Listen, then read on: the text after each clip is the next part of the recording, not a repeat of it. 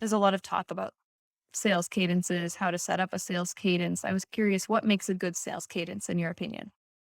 So, speaking from an inbound perspective, there are two scenarios. You are one of the fortunate companies that have an overwhelming amount of leads, really high volume. And then you're on the other end where you're a smaller company, you're still getting inbound leads, but in much lower volume. So, in one scenario, you are going to treat your leads different and higher volume. It's not sustainable as many touches on those contacts as another company who have lower volume. Folks that have a high volume inbound leads, the first thing is you're going to want to qualify those leads and separate them into different cadences. Your company is going to know your ideal customer profile, or at least I hope you do. And if you don't, we have great content around your ideal customer profile. And once you determine your ideal customer profile, you want to take really good care of those leads. And typically that's going to come with a lot of touches in the first week. So making sure you're engaging them.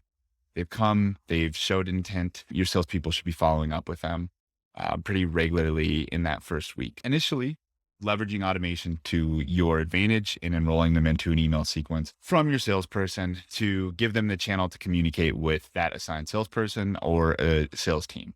And if it's assigned to a general sales team, then give them a group calendar link to schedule a time with their sales team. Or if it's coming from an individual sales rep, their calendar link should definitely in that email sequence, giving them that channel to communicate with their sales team. That's going to be the expectation from a lot of these ideal customer profiles. Some of them are DIY, but they know salespeople are going to be reaching out and it's helpful. Talking to a salesperson, getting to the root of your questions, what you're trying to solve is really helpful. So making sure that when they are in a buying state of mind in that first week, that your salespeople are reaching out quite actively, starting with the email sequence and then calling them. These are extremely valuable leads. A lot of people mark their emails read. They say they'll get to that later.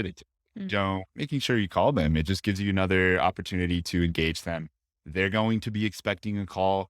It's going to be rare that they're going to have any sort of pushback from receiving a call from a salesperson. So engaging them, answering some of their questions, driving the deal forward, ideally getting them on a call so you can chat it out a little bit more, demo your platform or whatever your sales process warrants, and engaging them that way. So let's put this into sort of a numerical perspective. I would say that enrolling them to an email sequence, I would email them every other day that first week, and I would call them on the first day that email goes out, and then call them the following day as well. So email does not go out the following day. Call them again on the following day. Let that third email go out on day 3. Day 4, call them again.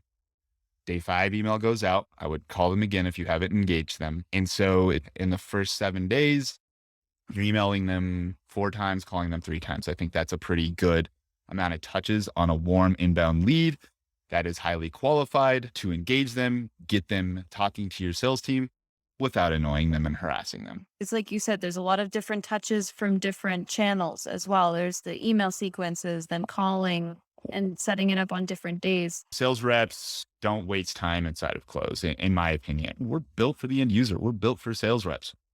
Your job is to communicate with people. We make that very simple and easy.